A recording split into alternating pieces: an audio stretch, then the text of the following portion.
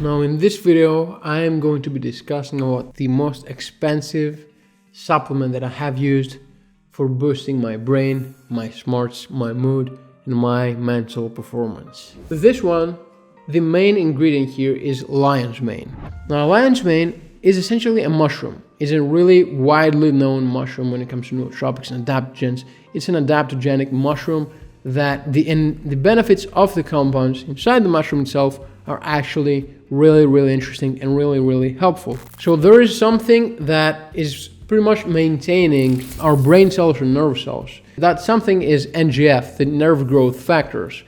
These are proteins that bind to the cell's receptors and initiate a cascade of signals that either are going to be ending in the cell's growth or in the cell's death. So essentially, lion's mane is helping those proteins do their job better. So they are more efficient at maintaining your brain cells and carrying out their tasks in a more efficient manner.